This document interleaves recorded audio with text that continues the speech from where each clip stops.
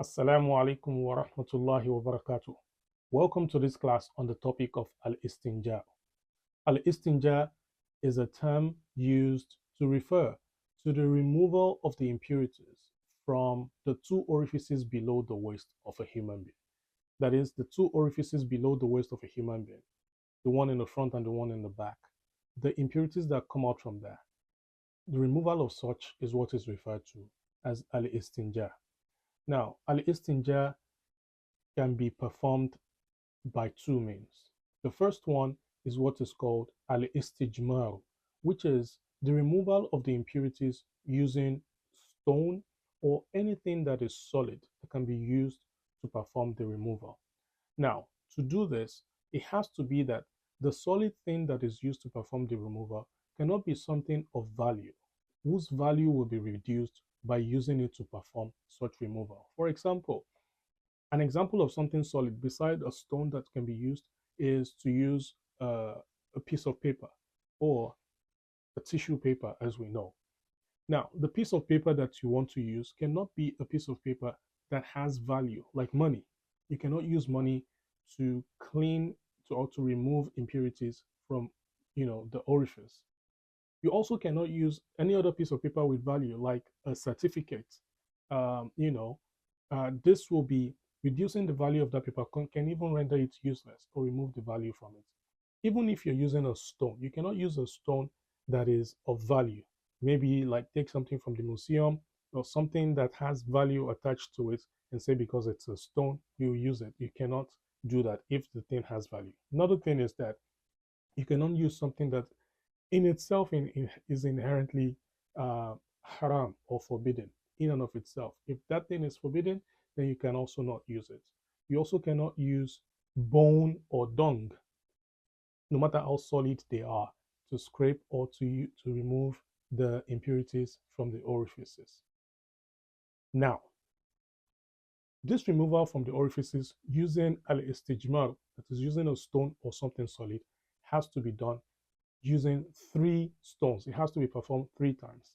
The Prophet Muhammad said, each of you, whenever you go to the bathroom to perform number 1 or number 2, or to remove impurities from your body, from the front or from the back, below the waist, you have to do istinja, perform istinja using 3 stones. That is, you have to clean yourself 3 times. So if you're using a stone, or you're using a tissue paper, or you're using a piece of paper, then you have to perform the istinja.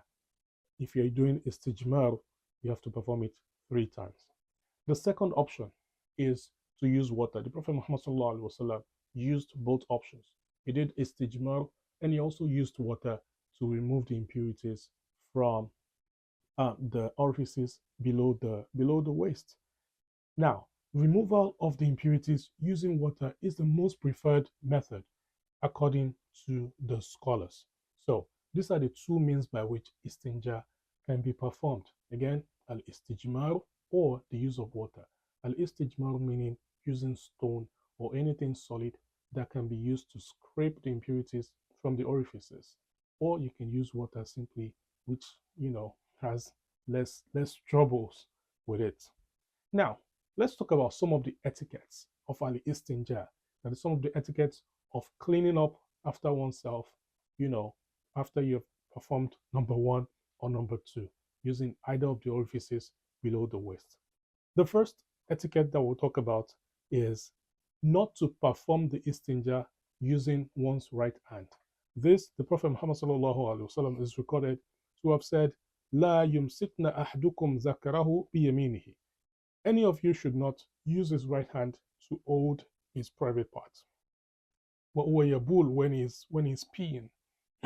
ولا يتمسه من الخلاء بيمينه. And one should not rub, when performing istinja, when cleaning up, one should not rub one's private part with the right hand. ولا يتنفس في الإناء. And one should not spit into the container.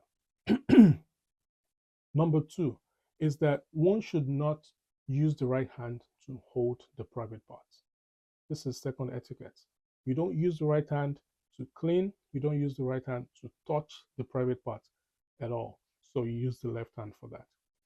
And number three is that one should rub one's hand on the ground. If there is no, maybe you're not using water or there's no water, you rub your hand on the ground. If there's soap, then you can use soap to clean up. Basically, it's just, again, an etiquette of cleanliness where you clean your hand, the one that you use to clean your orifice. After you have performed number one or number two, you have to clean that hand using soap or rub it on the ground in the sand. And then finally, is that after one if you finish after you finish peeing, especially for those who pee standing, you should use water to rub your trousers or your pants, just in case there's been any spills from while you're peeing when you were standing. So these are four of the etiquettes that one should observe when performing al-istinja, which is the removal of the impurities from the orifices below the waist. If you have any questions, do not hesitate to put that in the chat, in the comment, and I will be more than pleased to respond as quickly as possible. Thank you for joining. See you on the next video for the next class. Assalamu alaikum wa rahmatullahi wa barakatuh.